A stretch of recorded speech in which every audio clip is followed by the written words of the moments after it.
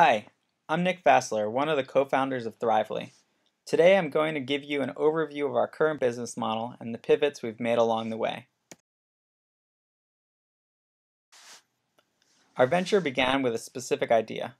We wanted to help professionals aggregate all of the personal and professional development stuff that they accumulate.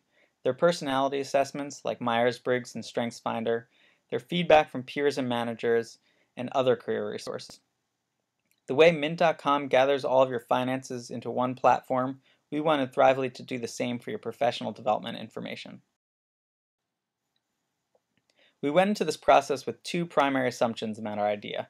For our users, who we believed would be professionals, we recognized that the professional development space is messy and crowded.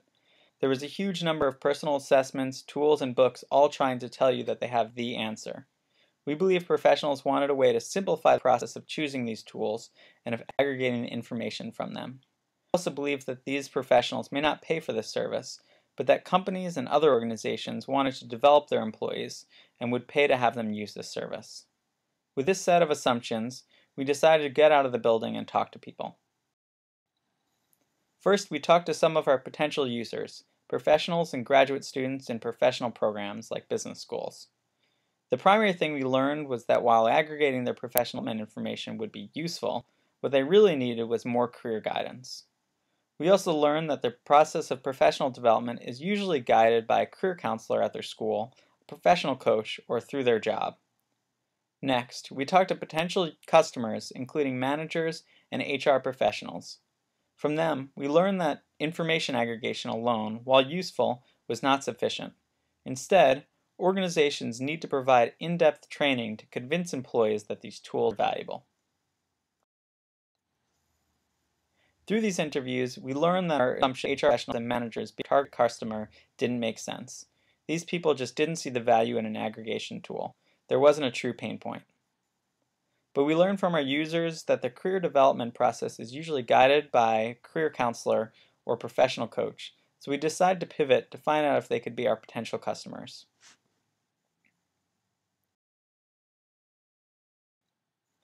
We went out again to test this new assumption in the field.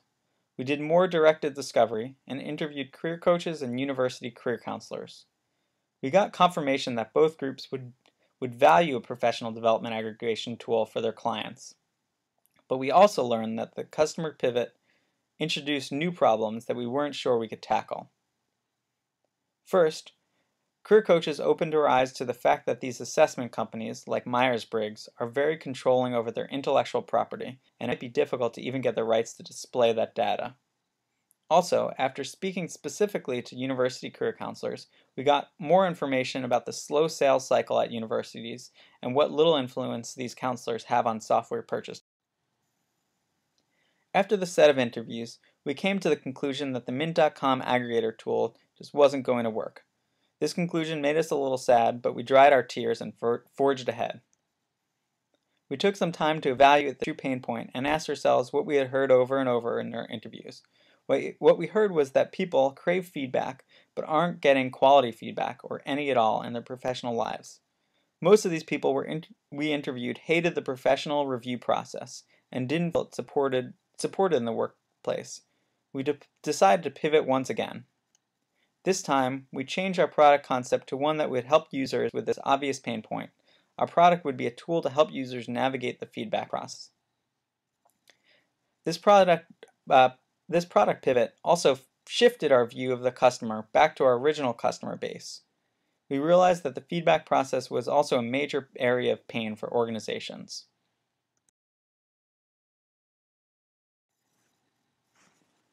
But to confirm this new direction, we talked to even more people.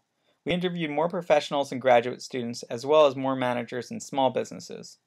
Our assumption that graduate students and professionals are not getting valuable feedback in their professional lives held true.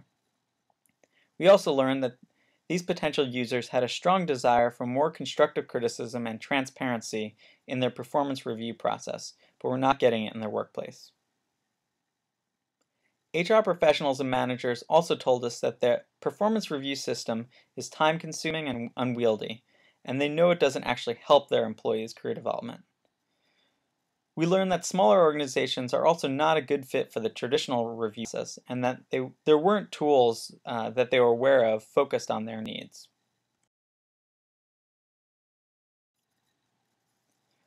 From all of our interviews, we started to develop personas of our target user and target customer. This is Lori, a user we describe as a personal optimizer. Lori is an MBA with a strong commitment to developing herself personally so she can excel professionally. She's taken every personal assessment that she knows about and constantly asks classmates for feedback on her working style. Her primary goal in school is finding a job that will value her and allow her to utilize her strengths, but she's faced some setbacks. She thought she did great at her summer internship and received all positive feedback from her supervisor, but she still didn't receive an offer to come back full-time when she graduated. She's struggling to figure out why she wasn't one of the interns chosen. Better feedback would help Lori truly understand her strengths and weaknesses. This is Oscar, a recent MBA grad who is now the marketing manager at a tech startup in Austin. He's one of our potential customers, a team optimizer. He loves the team he manages, but feels that he could do a much better job of boosting morale and encouraging them to do their best. Most of his team is only a few years out of college, and they crave constant communication and feedback. Oscar worries if he isn't able to provide it, he could potentially lose members of his team.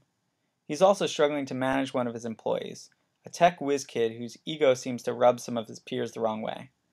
Oscar wants to find better ways to communicate more effectively and provide timely feedback to his team. Now that we had a better sense of both our users and customers, we worked to refine our value proposition. We knew that our product needed to make feedback easy and intuitive, and that it should be democratic rather than top-down to engage users instead of frustrate them. We realized that we needed to find students who are self-optimizers in order to build our user base before they go on to become team optimizers in the workforce. And finally, we recognized that small organizations were currently underserved with tools for feedback and performance reviews. Putting this all together, Thrively helps small organizations and teams that value transparency and democracy to improve employee development and team learning by enabling them with an intuitive, engaging platform to share feedback frequently and efficiently. To do this, we plan to use a freemium model. First, we sign up users who are motivated to seek feedback. These are the professionals and students we call self-optimizers.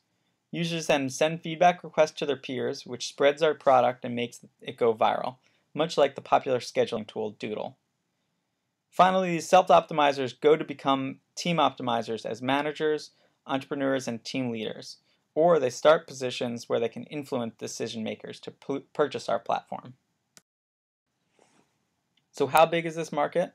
We think we can reach over 100 potential customers just by tapping into our team members' current network of managers and design firms, local entrepreneurs, and sustainability professionals. After that, our target market would be the over 10,000 small, innovative organizations and social enterprises in the US, as well as innovative teams at larger organizations. From there, the sky's the limit. Through this process, we spent a lot of time on customer discovery, but we also made a number of iterations of other parts of our business model canvas. What you see here is Thrively's canvas, at least until our next pivot.